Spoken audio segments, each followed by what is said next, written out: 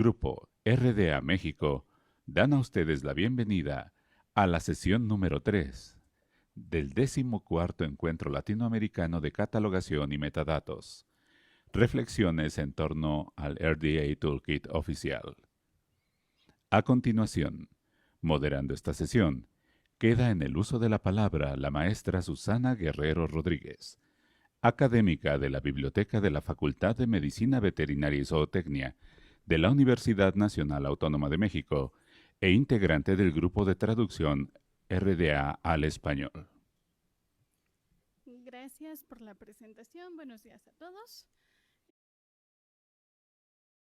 And of course, I think we have some time for.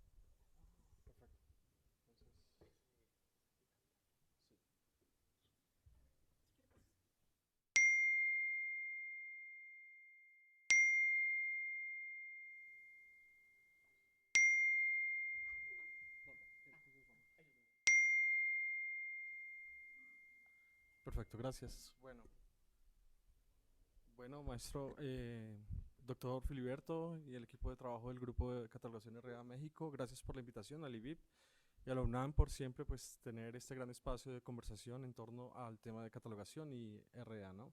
Por muchos años, digamos, siempre es una fortaleza tener en la región un equipo tan comprometido con lo que es esta norma y los avances en la tecnología, al igual que nuestros partners o amigos como es el grupo EasyWeb en la traducción y todo el tema de las normas RA. Bueno, vamos a hablar un poco de cómo facilitar nuevos procesos en la catalogación. Pues bueno, vemos la evolución del bibliotecólogo, ya no somos transcriptores. Ayer veía cómo varias personas mencionaban cómo somos ahora gestores de la información, gestores de datos, gestores de nuevos recursos. La tecnología cambia y ya no podemos seguir siendo los mismos catalogadores de hace 20 años, ¿no? Entonces esa evolución nos indica pues a ser un poco más proactivos, a realmente gestionar metadata y tener, digamos, datos exactos o procesos exactos. Esta diapositiva casi que siempre la muestro en todas mis presentaciones porque muestra cómo toda la evolución tecnológica permite hacer cambios de forma masiva, digamos, evolución de ontologías, todo el tema de bitframe, web semántica, etcétera, y vean cómo, ¿no? Desde los años 95 en adelante, desde que pasan las computadoras a las fichas catalográficas, toda esa evolución tecnológica cambia e impacta 100% a nosotros en el gremio de catalogación. Y pues como vemos que estamos hablando en este gran encuentro sobre temas de IA, de aplicar nuevas tendencias. Y bueno, no podemos estar ya en esa web 2.1, sino en la web 4.0 de trabajo, ¿no? Lo que voy a presentar de aquí en adelante es todo un proceso que venimos desarrollando con muchas bibliotecas en América Latina, Centroamérica, con la plataforma Bestmark, que es una plataforma que nosotros como empresa conseguimos en los Estados Unidos, en Wisconsin. Y lo que hacemos nosotros es conseguir tecnología fuera de los Estados Unidos, en Centroamérica, también tenemos productos mexicanos, tenemos productos de Brasil, etcétera. Y uno de ellos fue Besmar, el cual tiene un impacto fuerte y grande en muchas instituciones ya. Son alrededor de más de 30 instituciones que vienen utilizando esta plataforma, como es la Universidad de Concepción. Ayer veíamos a Álvaro, él fue una de las primeras personas que conoció la plataforma Besmar y utilizó sus cambios para la opción de Bitframe y todo el tema de migración hacia folio, ¿no? Entonces, interesante, pues, Universidad Autónoma, grande, es la Universidad de los Andes en mi país. En México está la UAP, que ya también hizo algunos cambios, procesos significativos. Politécnica de Madrid, algunas instituciones en Europa también. El Consejo Nacional de Rectores en Costa Rica, también tuvimos un acercamiento importante. Y actualmente las últimas que hemos acercado es una de las más grandes en Brasil, la Universidad Unicamp, que conoce ya la plataforma y viene haciendo todo el tema de normalización de sus datos catalográficos como son tesis y material seriado, ¿no? Finalmente, estamos ya en proceso de cerrar con UNEPSP, que también es otra universidad grande en Brasil, la Universidad Continental, y bueno, varias bibliotecas en México también ya han conocido la plataforma, junto también con el grupo de trabajo de REA México y con el equipo de EasyWeb. Vamos a desarrollar ciertas sinergias en los acompañamientos de talleres y demás para poder mejorar, ¿no? Esta plataforma está desarrollando y citada por la misma Biblioteca del Congreso de los Estados Unidos. Hay un anuncio aquí que me quita. Ok. Citada en su página web como MAR Standard, donde menciona PESMAR como una plataforma de limpieza de base de datos, de comparación de registros bibliográficos y difusión de registros bibliográficos angloamericanos y nuevos registros bibliográficos RDA. Entonces, siempre comenzamos desde ahí. Miren, la misma Library of Congress ha utilizado esta gran herramienta. Se ha ganado varios premios, como es el Modern Library Awards, que es un premio en los Estados Unidos que permite facilitar los procesos en las bibliotecas con innovación, y ahí hay productos de EBSCO, ProQuest, de los grandes, donde mencionan cómo pensar los servicios bibliotecarios de forma diferente con impacto tecnológico. Y está ganado un premio por tercera vez consecutiva como un producto de impacto a nivel internacional. Tiene todo el tema nuevo de autoridades y bueno, hemos creado un Benchmark Center que lo que hace es un diagnóstico del estado actual de las bases de datos de los catálogos y él compara, toma los registros MAR y hace un diagnóstico de cada etiqueta MAR con cuántos registros bibliográficos actualmente tiene el catálogo bibliográfico hacia RDA. ¿Qué está pasando en bibliotecas? Que muchos cambios son algunos muy específicos, pero no en su totalidad, ¿no? Vemos cómo, veíamos la conferencia de Grecia, hay cambios en los campos líderes, hay cambios en los campos fijos, en las etiquetas 337 y toda esta codificación que debe ser analizada, ¿no? Entonces aquí, por ejemplo, cuánto tenemos en nuestro catálogo con etiquetas, 260, 264, descriptores, etcétera.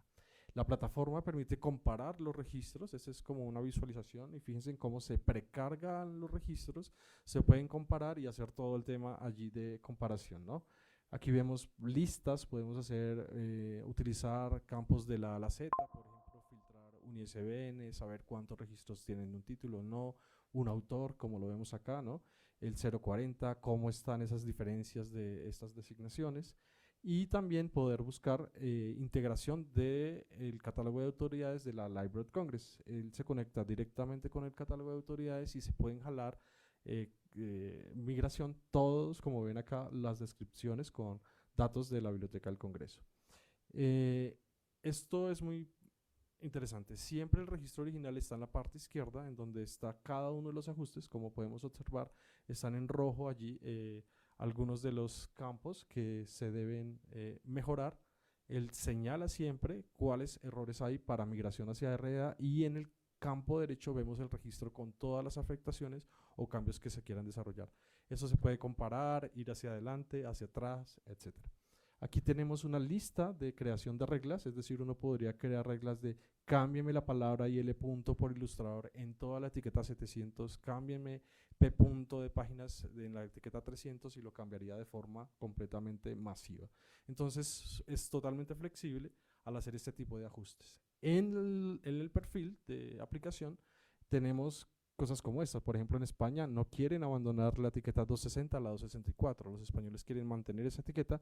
También, por ejemplo, en la etiqueta no quieren reemplazar la designación general de material, no quieren hacer ciertos cambios, entonces uno puede seleccionar que el sistema haga ciertos ajustes de forma automática o digamos mucho más personalizada, ¿no? Entonces fíjense cómo la corrección, la puntuación, etcétera, está allí cambiado. Flujos de trabajo como este, entonces aplicar un flujo de trabajo en español para que me queden todas las etiquetas en español de autor, editor, fecha, totalmente, para que él aplique cada una de las sentencias que se le indique. Reglas de comparación de registros, conversión hacia RDA basados en las plantillas de la Library of Congress, los materiales de entrenamiento de la Biblioteca del Congreso, que el doctor Filiberto también mediante Avinia fue líder de las traducciones de estos materiales de traducción cuando venía Ana Lupe Cristal, digamos, estamos hablando ya de ¿cuántos años, doctor? Unos 10 años atrás. Estos materiales, cuando empezamos a traducir, todos estos materiales de traducción están acoplados, digamos, a partir de esas políticas de la Biblioteca del Congreso. Puntos de control, es posible, por ejemplo, decirle, a ver, hay una imagen ahí que no me permite, me quita visualización.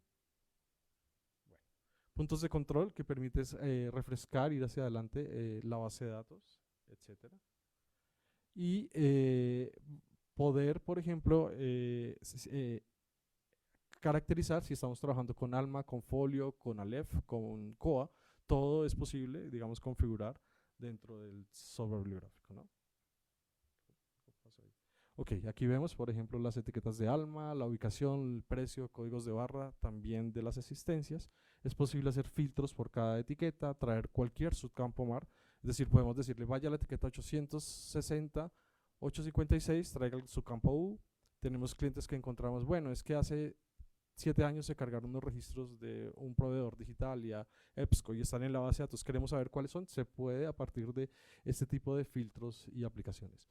Aquí hay un flujo de trabajo, por ejemplo, encontramos en reglas angloamericanas de punto, ¿no? Director en el 700, fíjense, ¿no? Coautor, todos esos cambios masivos se pueden aplicar a partir de reglas. Vaya a la etiqueta 300, busque el tr punto traductor y cámbielo masivamente con un flujo de trabajo. Este flujo de trabajo lo aplicamos en España, en una biblioteca, donde encontraba todas estas variables de core, tr punto, etcétera, y el sistema entra y cambia masivamente este tipo de aplicaciones, ¿no?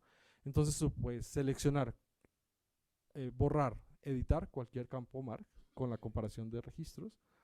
Aquí vemos otro tipo de comparación, ¿no? De elementos RDA. Este ejemplo, y es lo que impacta también mucho en clientes, que aquí tenemos un libro en la parte izquierda, un formato libro, es decir, registros que son libros, pero tal vez son CDs. Entonces, muchas bases de datos se han aplicado libros que son tesis, libros que son DVDs, ¿no? Eso pasa en muchas bases de datos. Aquí vemos cómo puede el sistema cambiar un formato libro en la parte izquierda a formato CD. Entonces, el que aplica lo que habíamos ayer en los campos MAR, etiquetas Lieres, modifica absolutamente todo y aplica los campos RA para audio. Cuando todas las personas en las bibliotecas ven esto, que puedes cambiar un CD, un video, etcétera, con los campos fijos RDA, lo hace muy bien a partir de las plantillas de RDA. Aquí vemos pues todos los cambios. Podemos seleccionar, por ejemplo, algún subfeed, decirle contiene, comienza con un indicador, el indicador 1 es A, B, 2, 3, 4, todos esos tipos de selecciones. Ir a la posición, a una posición, búsqueme la posición 8 y tráigame los que digan B. Por ejemplo, en Chile un cliente tenía en una posición 8, el líder, tipo monográfico y quería cambiarlo a revistas. Masivamente el sistema seleccionó los registros, los lleva a un listado y los cambia a partir de todas estas opciones. Cuando uno como bibliotecólogo empieza a ver todos estos tipos de opciones, realmente es impactante porque son campos que los software bibliográficos aún no tienen en desarrollo o no se han desarrollado también o son muy complejos de desarrollar, ¿no? Autoridades también, tenemos aquí autoridades. El signo, por ejemplo, este es un cambio, ven la fecha en el 100. El cliente quería que se pusieran los corchetes dentro de la fecha, ahí está en el cambio, y él entra y hace ese ajuste de corchetes o cualquier campo en autoridades también. Todo lo anterior también para autoridades, ¿listo? Eso era así rápidamente lo que queríamos presentarles. Estamos dispuestos a tener reuniones, llamadas, las que requieran, talleres, junto con el doctor Felipe y el equipo ICU, lo que requieran, digamos, en apoyo a la normalización de sus catálogos y la correcta migración hacia la RDA. Muchas gracias por el tiempo y el apoyo.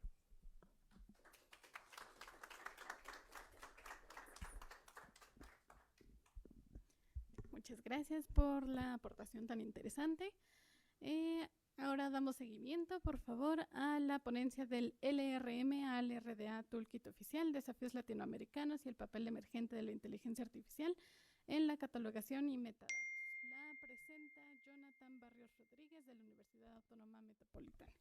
Adelante.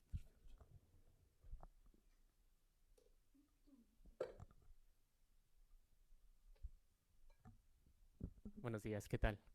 Bueno, yo soy de la UNAM, nada más que mi hermana es la que está trabajando en la UAM, pero estamos en conjunto. Sí. Sí. Ahí, ¿dónde estamos? Ahí está. Ahí estamos. Ok. Bueno, pues muy buenos días. Vamos a dar comienzo a la ponencia. Bueno, pues como todo, yo inicié por, digamos, todo principia en que, por ejemplo, en los principios de catalogación de los principios de París de 1961. Es decir, ahí se marca la primera vez que se presentan las normativas internacionales y con los estándares que a nivel mundial pues se pretende, como todo catalogador, pues aspiramos, ¿no?, a ver esos estándares. Ay. Ya, se mueve. Y ay.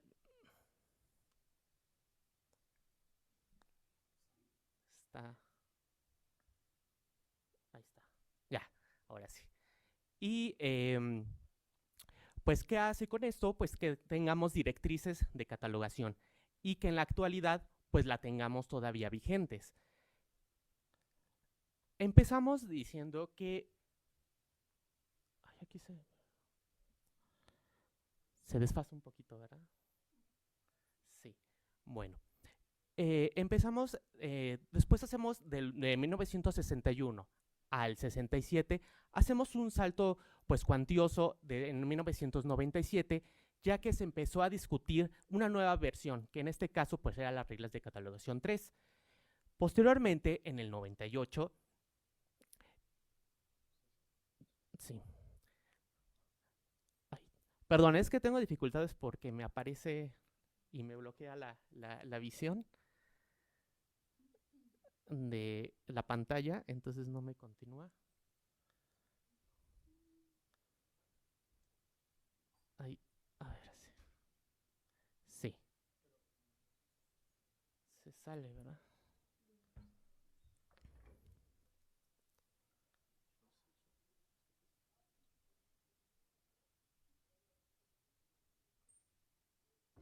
Como que se está desfasando, ¿verdad?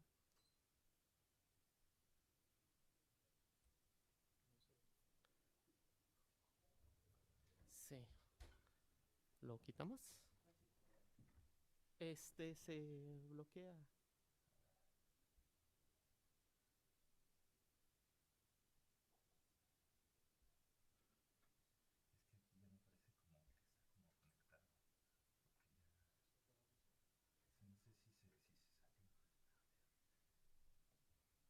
Yo.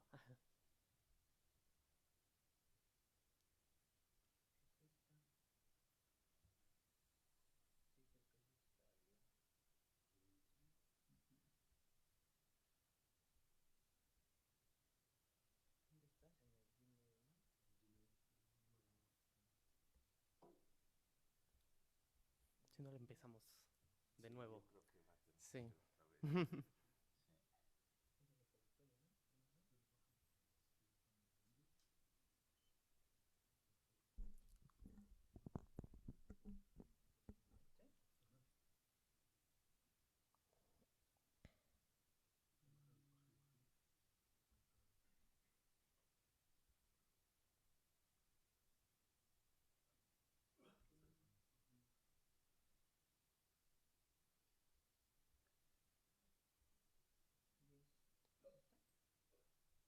No.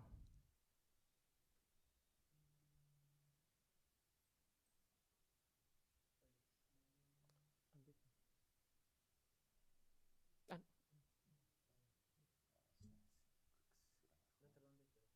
sí, no está en la memoria.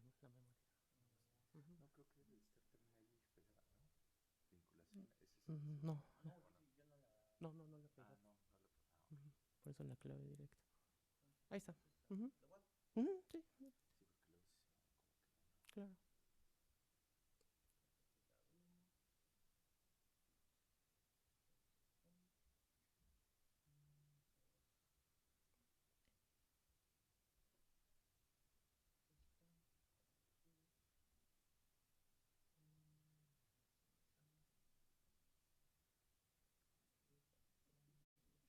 Ujú. Sí. Ok, vale. Bueno, pues pequeñas dificultades técnicas. Mejor lo vamos a reiniciar para que tengamos una mejor corrida, porque sí, era un poquito molesto que no podía ver la presentación. Bueno, empecemos de nuevo. Bueno, como todo, hay un punto de partida. En este caso, tomo como referencia la Conferencia Internacional sobre los Principios de Catalogación, que en este caso eran los 12 Principios de París, de 1961. Posteriormente, ya en el 67, se publicaron las reglas de catalogación angloamericanas ya formalmente. Todo con esto ya con una visión global. El objetivo con esto es las directrices de catalogación que como tal hasta la fecha siguen vigentes y con eso basa de normalizaciones y estándares internacionales. De aquí tomo como referencia un salto un poco cuantioso, en este caso sería hasta el 97, donde se empieza a discutir una nueva versión de las reglas de catalogación, que en este caso eran la 3. En el 98 se publica el modelo FRBR, en ese que es de la IFLA. 2003-2004 se hace una revisión y borrador de las reglas de catalogación 3. En el 2005 ya se hace el cambio a RDA y en el 2010 ya se publica como tal las RDA Toolkit en línea y tanto en papel. Y aquí hay un parteaguas que en el 2013 la Biblioteca del Congreso, británicas y en general la gran mayoría de la biosfera anglosajona ya hacen sus registros catalográficos de acuerdo a RDA. Aquí, ¿qué pasa en esta década? Si bien es cierto, las reglas de catalogación nos sirvieron muchísimo durante muchas décadas, ¿qué pasa en este siglo? Y empieza a haber nuevas manifestaciones, que ahora lo que llamamos manifestaciones, empieza a haber muchas expresiones de una misma obra. Es decir, por ejemplo, voy a poner un ejemplo, ¿no? El Señor de los Anillos. Teníamos, claro, la obra como tal física, pero ¿qué pasa aquí? Empiezan a salir las películas que se hacen famosas a partir del 2000, empieza a salir la música, los videojuegos, entonces cada vez se va haciendo más difícil la catalogación de dichos soportes. Entonces, parte de esta necesidad de empezar a catalogar estas nuevas manifestaciones que no solamente eran de manera física, sino también digital.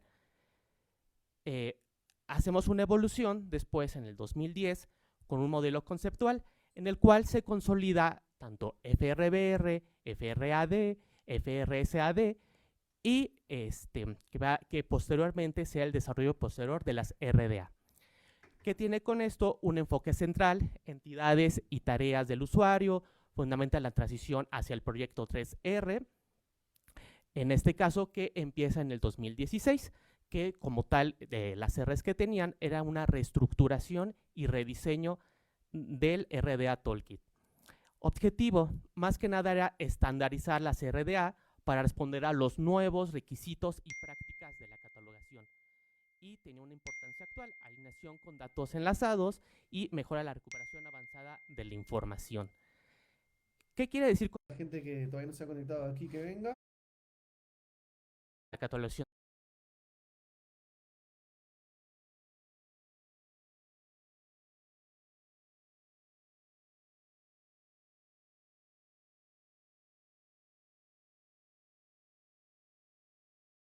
Se centra sobre todo en la descripción en la descripción centrada en el usuario. Satisface como tal las necesidades de basarse en modelos y principios y formulación, que sería del 2018 a 2020. Hay un rediseño de estructuración del estándar y la plataforma. Hay un lanzamiento del sitio oficial en el 2020, mayor alineación con el RM, tanto su modularidad y accesibilidad, y modelos basados, informa el modelo tanto de entidad y relación, que pues se basa en Peter Chen. Para la IFLA, el RM, resumen de tareas del usuario, se basa pues precisamente en encontrar, que es reunir información sobre uno o más recursos de interés, identificar, entender claramente la naturaleza de los recursos, seleccionar, determinar la pertinencia de los recursos encontrados, obtener, es acceder al contenido del recurso, explorar, descubrir recursos utilizando las relaciones entre ellos y de este modo ubicarlos en un contexto. Aquí hay que hacer una pauta, porque si bien es cierto, todos siempre estamos ahorita, ¿no? Sobre todo en las instituciones académicas o de alta especialidad, incluso hasta tal vez una visión muy cyberpunk, ¿no? De 2070, de inteligencia artificial. Fuera de esas instituciones, hay que ver también que hay otro tipo de bibliotecas que está más allá y que no está llevando en la misma dinámica como por ejemplo en los institutos. Entonces, y sobre todo en nuestra región, en la América Latina, pues obviamente hay un rezago en el cual pues tenemos que poner también atención. ¿Cuáles son este tipo de retos que estamos manejando? Uno, y principalmente, pues obviamente es la falta de infraestructura y desactualización de los equipos de trabajo. Porque si bien es cierto, ahorita estamos hablando a lo mejor de aplicaciones de IA, de cómo se modula, ¿no? Pero no tenemos a veces en bibliotecas que a veces no siquiera se puede hacer una búsqueda básica en Google, por ejemplo, ¿no? Entonces, ahí es un reto de cómo llevar esa infraestructura, inclusive hasta, por ejemplo, de equipos, para que se pueda hacer esas consultas y se puedan realizar las bases de datos a los usuarios. Otra cosa es la red de internet no adecuada para las tareas que demanda el software o las búsquedas que genera el portal de la IA. Porque muchas también bibliotecas, a menos que sean grandes instituciones, pues sí tienen repositorios o tienen en las mismas instituciones manera de tener ahí su base de datos, pero muchos no lo tienen. Entonces se dificulta ese acercamiento hacia la inteligencia artificial. Otra cosa también que hay que tomar en cuenta es la resistencia al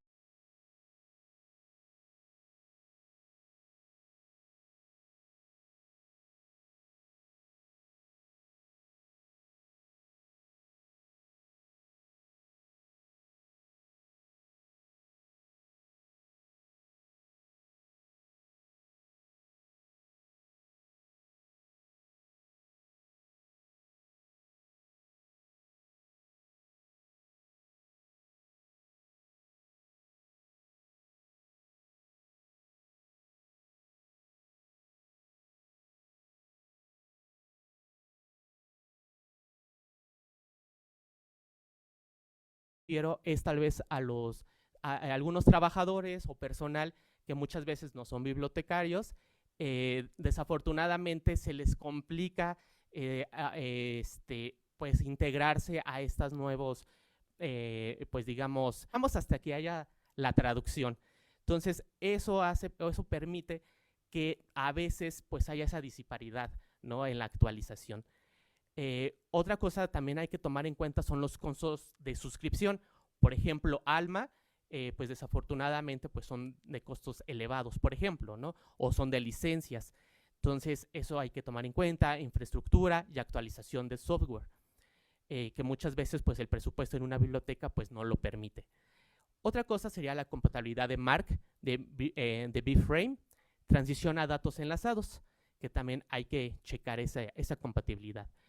Y obviamente lo que ahorita estaba mencionando, que estas bibliotecas que están fuera, a lo mejor, digamos, locales o hasta públicas, pues que tengan una cooperación entre las bibliotecas tanto nacionales como universitarias para que pueda haber ese traspaso y haya un poco de homogeneidad, ¿no? Y pues también otro punto, que es no menos importante, pues el retraso en la catalogación por falta de personal, que lo primero que generalmente se retrasa pues son tesis, las publicaciones seriadas, y los libros. Entonces se van acumulando y pues a veces eso es lo que pues no permite. La IA como apoyo y solución, como lo mencionamos, es una buena respuesta para bibliotecas de bajo presupuesto que muchas veces no quieren contratar a más personal, y con esto se puede ayudar a mejorar los procesos en ese aspecto.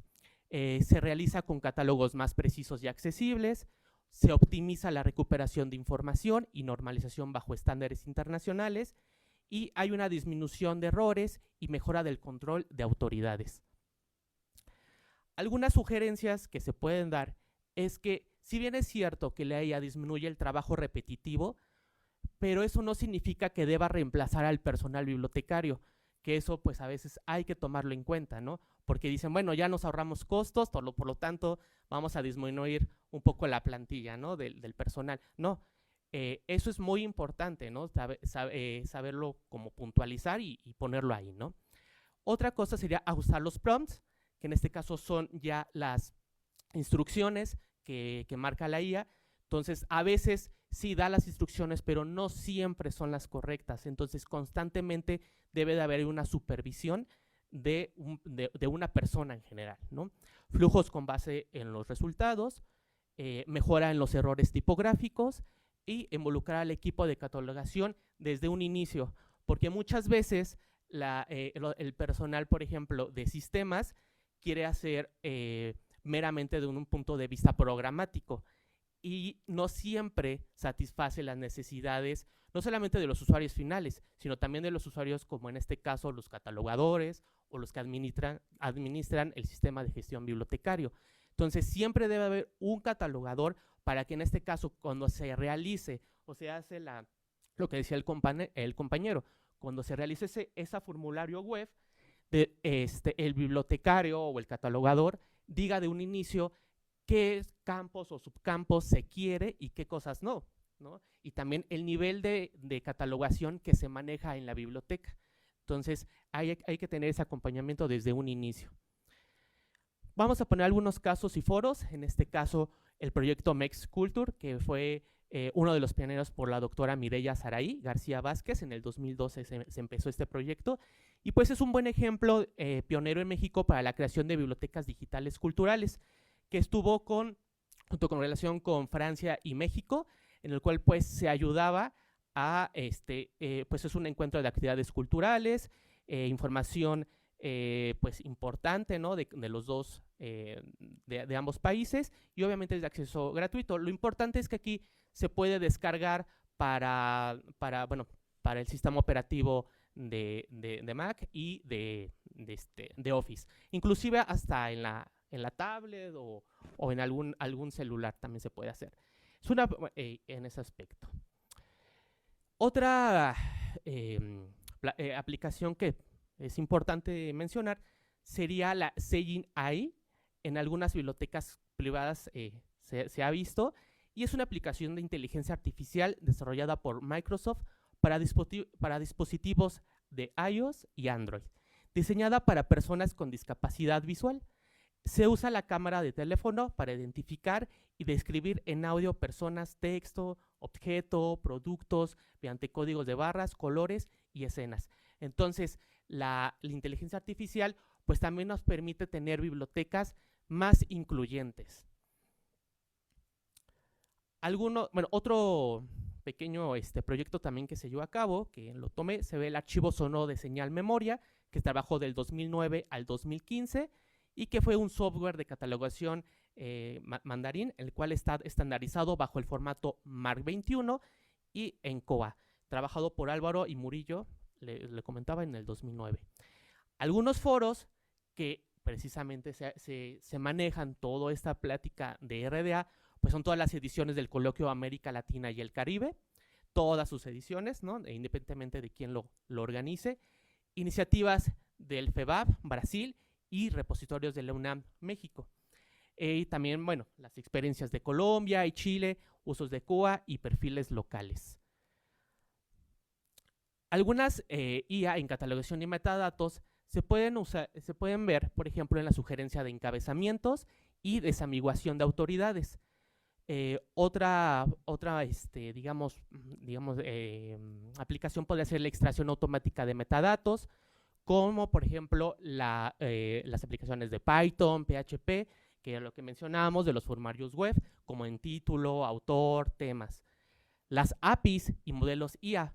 El más conocido en este caso podría ser Google Books API, que se obtiene información bibliográfica por ISBN. Si ustedes se meten a la base de datos, uno puede recopilar mucha biblioteca simplemente con el ISBN, e inclusive pues hacer todo un análisis ahí de diferentes libros que ustedes tengan de interés. Exlibris Alma API, creación de registros en el SIG, desafortunadamente pues es de licencia. OpenAI API, normalización de nombres, determinación de clasificación DUI y creación de resúmenes. Actualmente ya la catalogación pues no solamente es la descripción, sino también el usuario, al ser más dinámico, pues también busca de qué trata, ¿no? A veces o alguna pequeña referencia de libro, entonces pues se puede hacer uso de esta aplicación. Detección de duplicados y validación de perfiles QA, que son precisamente, digamos, los encargados de que este software sirva tal cual como debe de funcionar y que no afecte al usuario final. Procesamiento de PDFs como PyMu PDF, extracción de texto en PDFs digitales e inclusive se puede hasta modificar, entonces es muy muy útil. Sistemas de flujo, preparación para las VFrame, que son de JSON LD y datos enlazados, que digamos reemplaza, ¿no?, en la biblioteca de Congreso, que fue el primero, como los pioneros, en reemplazar este formulario ya de MARC a nuevos estándares ya como tal, ¿no? La documentación de flujos, tableros de QA y métricas y formación en red de comunidades de práctica. Pues algunos riesgos en este caso serían los sesgos y la transparencia y la dependencia tecnológica, la privacidad y derechos de autor, como lo mencionaba por ejemplo en ALMA, autoridad de datos, supervisión experta Human in the Loop, que en este caso es la conjunción tanto de la IA como del personal humano para tener, digamos, un buen uso ético de las inteligencias artificiales y las políticas institucionales. Obviamente, pues otro riesgo sería la desactualización de software y variaciones en las versiones. Los indicadores CAIPIS sería tiempo medio de catalogación por tipo de recurso, porcentaje de registros con autoridades validadas y enlaces persistentes, tasa de errores detectados por QA automático contra la revisión humana, cobertura de vocabularios controlados y reutilización. Y bueno, ya nada más como conclusiones, tenemos que ver que, por ejemplo, las LRM aporta el marco, RDA Official Toolkit lo operacionaliza. La cooperación regional acelera la adopción. La IA es un apoyo táctico con gobernanza clara. Y, bueno, es una frase, sería mantener la humanidad ante la automatización. Y por último, también, a pesar de esa advertencia, también la IA optimiza los procesos repetitivos y constituye una buena solución para la gestión de bibliotecas con el fin de ofrecer una mejor experiencia al usuario final. Y pues eso sería todo. Muchas gracias.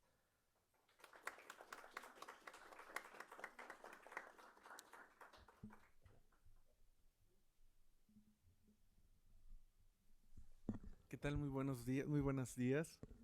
Sí, a ver. Gracias.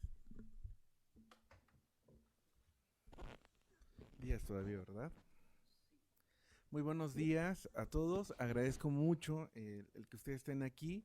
Les pido una disculpa por el retraso, pero bueno, después les contaré en dónde andamos, pero la verdad es que ha sido muy importante y agradezco muchísimo pues esta oportunidad de presentar la información que tengo. Hoy voy a hablar sobre la organización de misceláneas de la Hemeroteca Nacional de México. Como ustedes pueden ver, toda la presentación está hecha con inteligencia artificial. Agregué todo el contenido que hice en mi presentación y bueno, todas las imágenes que van a aparecer es como la IA se imagina que así encontré la hemeroteca, ¿no? Saltando, buscando y identificando las características muy distintas y complejas que tiene las misceláneas mexicanas.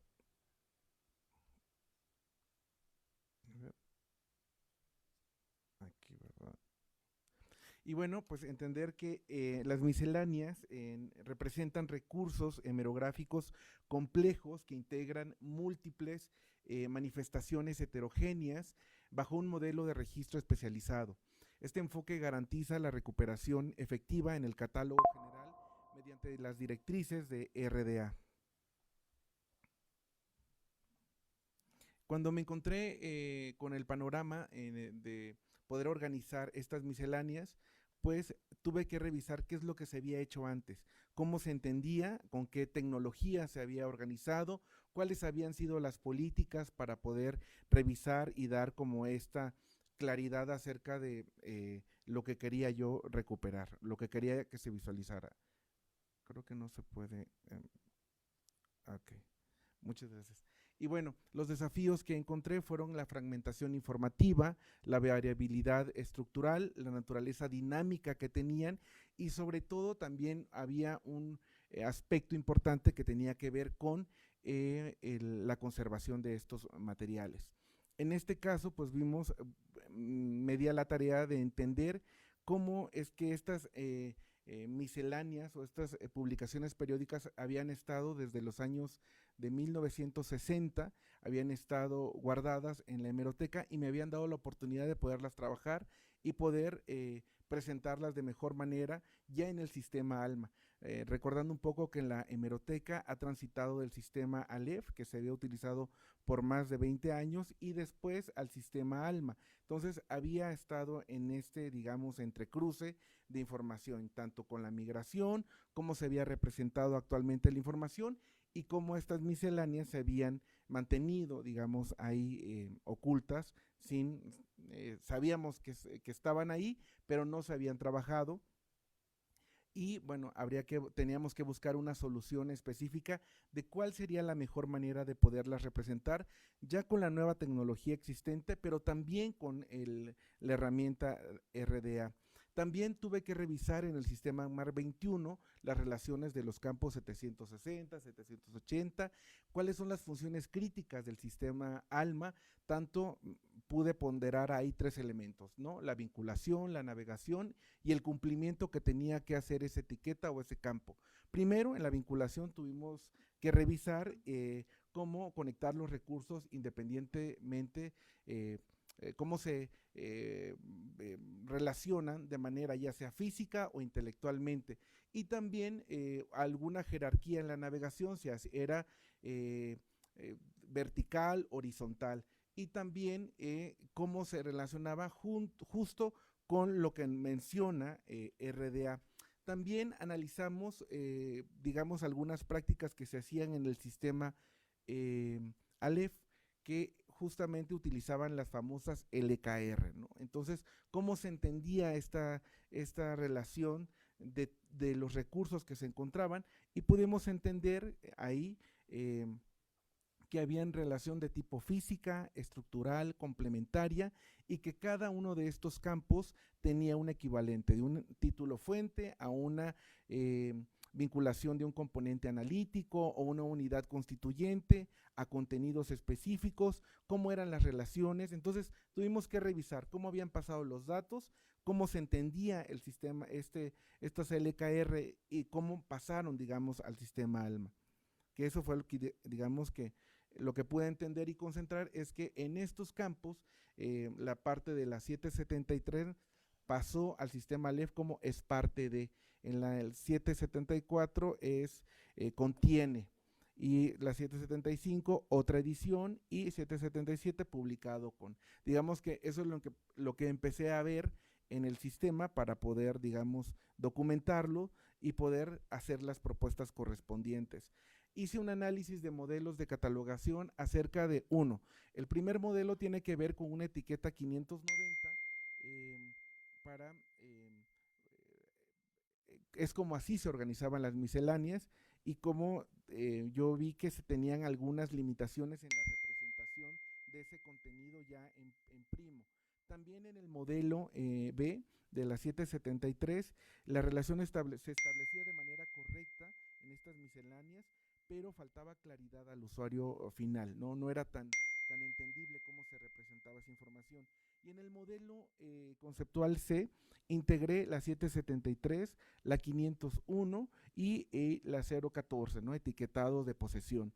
Y aquí me dio como esta dimensión importante de cómo la información se está visualizando y cómo se entiende para que el usuario tome las decisiones correspondientes. Entonces, bueno, lo que hice fue trabajar con este sistema ALMA de el bibliográfico, las existencias y los ejemplares.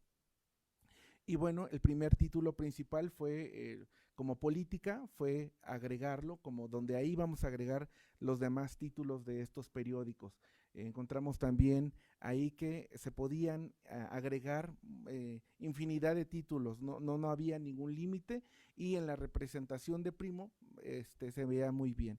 Entonces, este es el registro maestro, digamos, por así decirlo, donde se agrega la 014, la 501, la 773, elementos de el elemento maestro con, digamos, con estos, con los hijitos, ¿no? Por así decirlo, pero ni tan hijitos, porque además son, digamos, cada uno de estos títulos tiene sus propias características, es un título totalmente distinto, tiene características que nada tiene que ver con este título principal, pero que en el sistema ALMA tienen una jerarquía, digamos, horizontal, ¿no?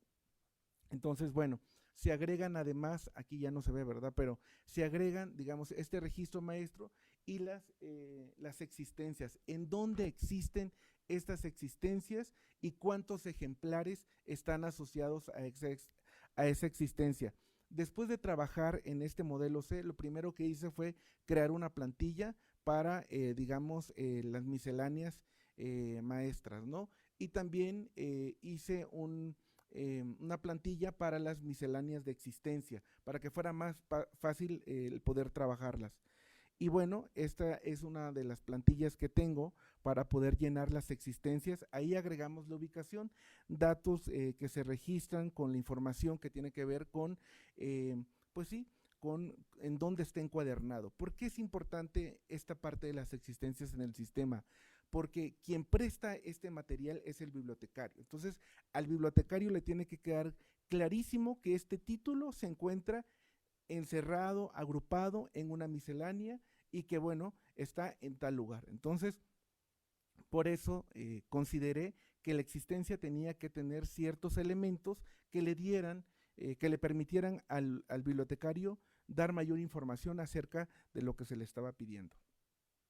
También agregamos ahí en ejemplares elementos, digamos, que tienen que ver con una plantilla, ¿no? Del código de barras, datos hemerográficos, en donde están las series, el año de procesamiento, los consecutivos que nosotros tenemos que tener y también que esté ubicada en la serie que pertenece estas series. Entonces, para mí fue importante, digamos, que poder controlar toda la información que yo iba registrando para que se tomaran, digamos, unas buenas prácticas en la manera de, hasta en el código de barras, darle un sentido, ¿no? Un contexto específico de ese dato.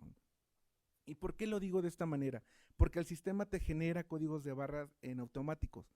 Y estos códigos de barras en automáticos, pues no tienen nada que ver, no tienes una idea de lo que estás controlando día a día cuando estás catalogando, ¿no? Bueno, en el caso de Primo, el registro queda de esta manera. Podemos ver en la parte superior, las misceláneas tienen cómo están asociados. Dice título relacionado con pueblo, con proyección de México, con la quincena. En un mismo registro nosotros podemos ver las relaciones que tiene esta miscelánea y abajo podemos entender todos estos datos donde están amarrados. Perdón. En el caso de, hice algunas consultas sobre por qué parece redundante el encuadernado con. Sin embargo, como hemos tenido han habido muchas migraciones, a veces los datos se pierden y a veces es mejor que los datos estén ahí, estén presentes y en algún futuro quizás puedan dar contexto del por qué se hizo esta organización y también entender que si el sistema cambia en algunos años, poder agregar esa información y poderla manejar de mejor manera. Yo creo que es importante algo que sobre y que le dé contexto a este registro a que pueda faltar en algún momento. Y bueno, estas son las relaciones que se tiene de este título, de las existencias y de los ejemplares.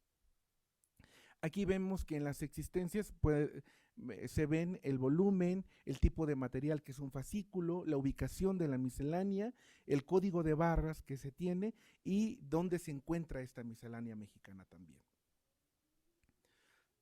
En algunos, ya como conclusiones de este trabajo, puedo entender, digamos, la eficacia de este modelo en ALMA, que trabaja muy bien con estas etiquetas de relación, que no solamente hay un camino, hay muchos caminos en donde se pueden hacer este tipo de relaciones. Este es un camino que para mí fue cómodo y yo así lo entendí. y que de alguna manera resuelve las complejidades intrínsecas de estas publicaciones seriadas. También me parece importante que las buenas prácticas se tienen que documentar. Toda esta información están en plantillas compartidas de manera que la comunidad los pueda revisar, pero que también puedan ser modificadas y puedan ser utilizadas por otras instituciones. Y bueno, algo que yo vi en esta práctica fue que necesitamos políticas. Creo que el siguiente paso es crear un perfil de aplicación, revisar lo que en algún momento dejó la maestra Escamilla sobre el género forma. Me parece que nos da una oportunidad para seguir avanzando en documentar información que puedan ayudar a otras bibliotecas, centros de información, otras hemerotecas. Y bueno, pues esto es el trabajo que les presento el día de hoy. Muchas gracias.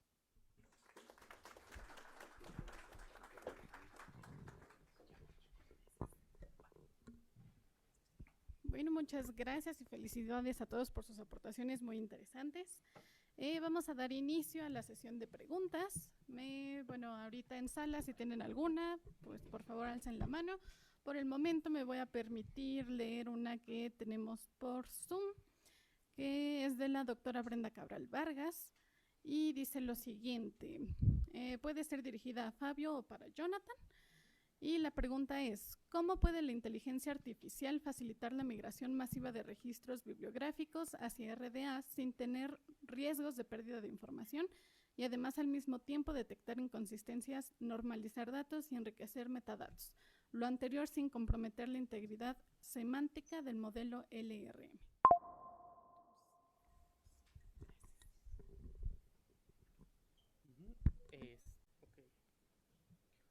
Bueno, uno de ellos es, por ejemplo, lo que mencioné de human, bueno, el término es human de loop, que es esta combinación entre el humano y la IA. Es decir, siempre el comando es el hombre, ¿no? Digamos. Y ya da las instrucciones y a través del aprendizaje de la IA va aprendiendo tales instrucciones. Entonces, pero siempre hay que tener un control sobre qué se está programando y sobre los comandos que se están realizando.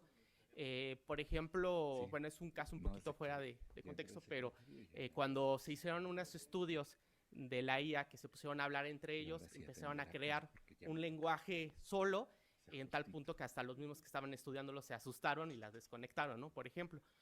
¿Por qué? Porque sí hay que tener un control hasta qué punto pues sé que tienen que dejar realizar los procesos a la inteligencia o al software. ¿Por qué lo menciono? Fuera un poco del ámbito bibliotecológico, si uno lo deja hacer todo lo que ellos quieren, lo que pasó fue que en una base militar, por ejemplo, se realizó que la IA manejara ciertos programas digamos, de los misiles, y ella programó, o sea, dio la conclusión de que los malos eran los mismos que estaban ahí, y creo que voló algunas cosas. Entonces, digamos, sí hay que tener cuidado de lo que se programa en tal punto, y por eso es lo que ahorita mencioné, ¿no? Incluso también mencioné el QA, que también son estas personas dedicadas, o incluso hasta ya hay automatizados, en el cual también ese software tiene que irse regulando o irse supervisando para que el usuario pues no tenga una mala experiencia. Entonces, tal vez ahí podría contestar un poquito esa parte de ese control, ¿no? Pero al final de cuentas, como también en la conclusión que yo llegué, fue que pues es una herramienta más que nada para procesos repetitivos, como lo dije, ¿no? El crear resúmenes, por ejemplo, es muy bueno para los dedazos, ¿no? Como seres humanos a veces uno escribe rápido o cataloga, pero pues esa verificación ya automatizada pues nos puede ayudar, y creo que eso es un gran beneficio para nuestra disciplina. No sé si quisiera comentar algo. ¿Sí? Sí. Bueno, aquí quiero traer también una anécdota respondiendo a esta pregunta. Hace 2 meses estuvimos en el encuentro de catalogación en Perú con el doctor Filiberto, y todas las presentaciones se sentaban ya hemos utilizado ChatGPT y estamos catalogando con IA. Entonces yo me levanté y le dije, doctor Felipe, ahora todos van a catalogar con ChatGPT, ¿no? Entonces, pero realmente aquí se me sale el raso, el fundamento bibliotecológico de ya leyeron la norma, ya tienen acceso al REA Toolkit. Es decir, estamos hablando de IA, pero realmente el fundamento bibliotecológico y de un buen catalogador es leer la norma americana, leer el REA Toolkit para saber lo que debemos aplicar. Entonces sí es un poco como debemos utilizar estas herramientas, pero tenemos que tener esos fundamentos muy claros para, como bien lo menciona la doctora Brenda Cabral, no perder la semántica de los registros y esos cambios masivos. Por eso es un poco muy cuidadoso siempre que todos los equipos. La primera intervención de nuestra colega de China, que hizo toda su intervención, esos grupos de validación de expertos, esos comités son muy importantes en la región para que realmente la IA no nos domine, sino que realmente le digamos a la IA lo que tengamos que hacer. Entonces esa intervención fue muy excelente y creo que eso falta en América Latina, empezar a armar esos grupos de discusión de IA frente a la adopción de catalogación en el ámbito latinoamericano, ¿no? Y también tenemos otra pregunta de la doctora Cabral, que es ahora para Máximo. La pregunta dice, ¿qué tanto el formato Mark 21, al no estar diseñado para representar de forma granular las relaciones entre múltiples obras y expresiones, te complicó el trabajo realizado?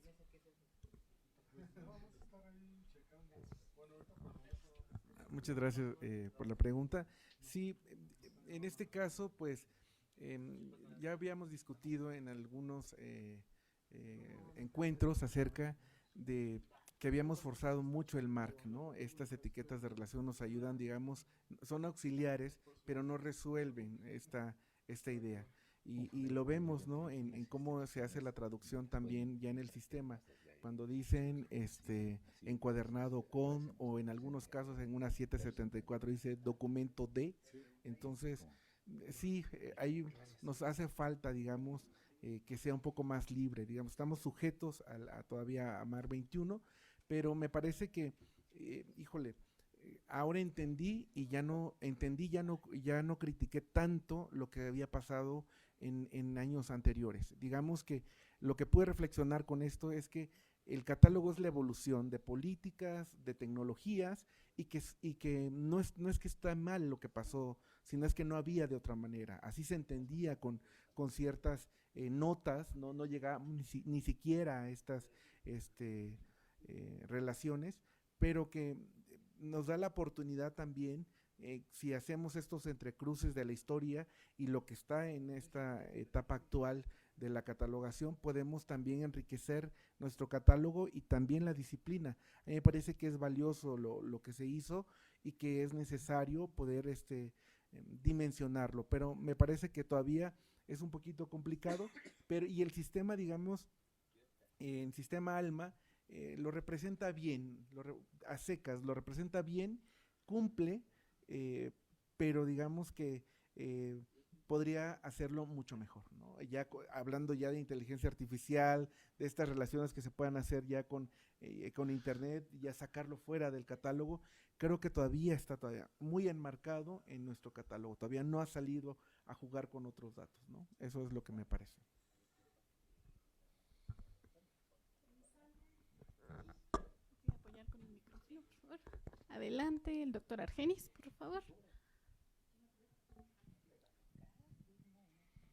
Pues primero, bueno, esta pregunta es para Máximo Domínguez.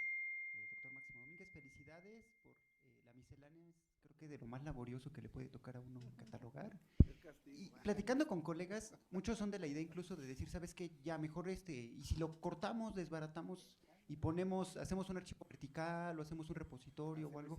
¿No les pasó eso por la mente? Digo, yo soy de la idea de conservarlo porque finalmente parte de la historia, del recurso de información, ¿no? Y al quitarle esto, pues le estamos quitando una buena parte de lo que se podría describir de él. ¿Ustedes trabajaron esta idea, lo pensaron en algún momento y vieron pros y contras del proceso?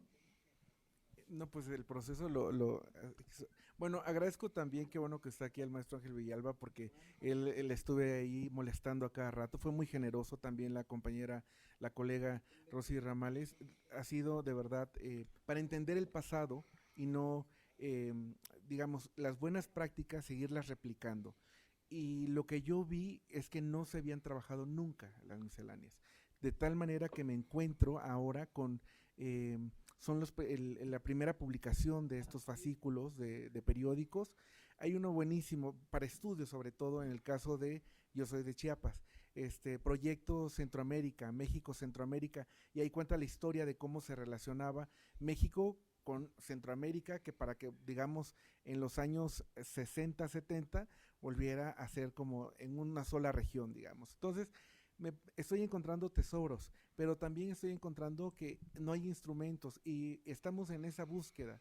Me he encontrado con esta idea de el género y la forma. Solamente hay revistas o revistas médicas, hay revistas científicas desde los años 70, pero que ahí te marcan y te dicen. Entonces, en género forma, a mí me encantaría como hacer un tesauro con lo que estoy viendo, ¿no? De periódicos, de revistas, distintas tipologías y poderlos agregar. En la Biblioteca Nacional de España, ellos generan como estas pautas, de manera como tesauros, ¿no? De género forma, ya sea de correspondencias, de literatura. A mí me encantaría hacer eso con las publicaciones periódicas, ¿no? Hacer como un tipo de tesauro acerca de eso.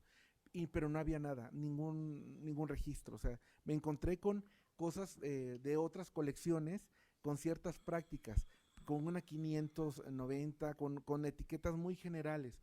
Por eso es que me tocó, digamos, revisar y hacer camino, ¿no? Pero, y entender el sistema, porque a veces el sistema no te permite cierta granularidad y luego como hay un sesgo. Hasta aquí ya llegaste, no puedes hacer más. Me encontré que no hay catálogo de autoridad, no tenemos. Entonces, sería padrísimo hacer un catálogo de autoridad, por ejemplo, de los editores, de los títulos, y a mí me encantan los temas. Descubrí que me fascina llegar a la profundidad del tema, o sea, darle claridad a estos temas que no están bien estructurados, que hace falta mayor trabajo ahí. Y eso nos ayuda a tener un catálogo mejor, robusto, que realmente sin tanto ruido. Eso nos hace falta en la hemeroteca. Lo digo con todo el respeto y con todo el conocimiento que tengo hasta ahora. Pero bueno, ahí estamos en eso, ¿no? Eso sería mi trabajo de aquí a unos 50 años, yo creo.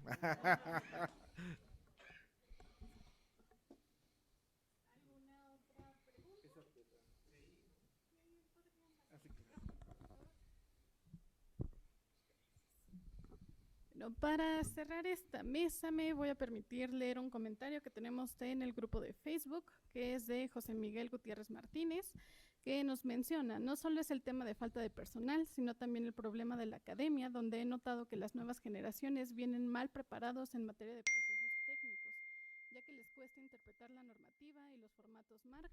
A esto le agregamos que no tienen mucha familiaridad en el uso de metadatos.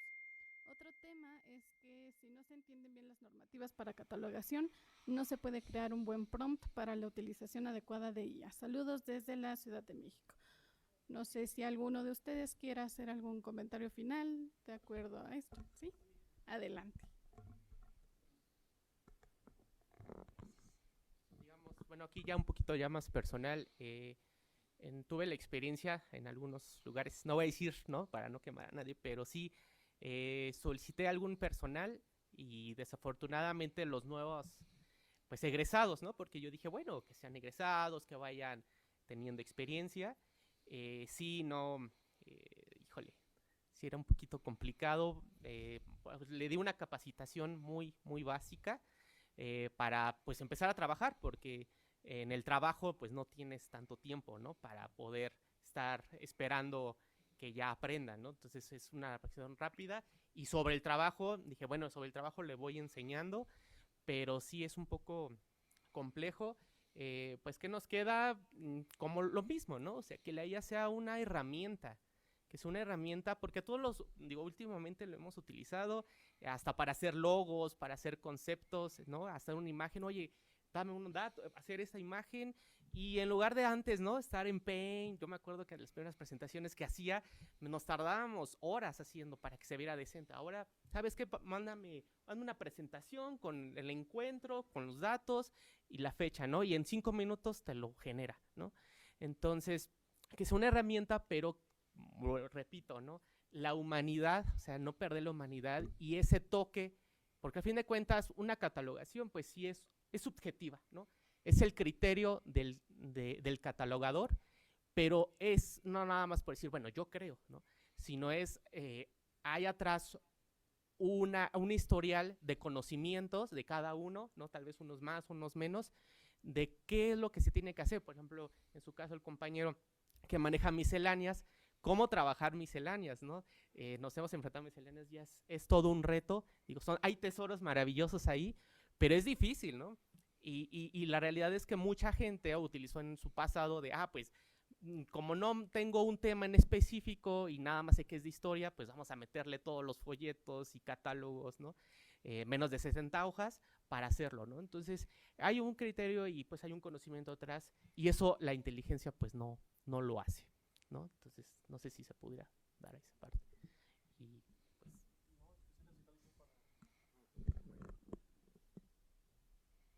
Para Máximo, tienes una tesis acá, ¿no? Laureada, digamos que comparar acá las bibliotecas nacionales. ¿Has tenido alguna relación con las bibliotecas nacionales en esos temas, digamos, de comparar los registros en RA?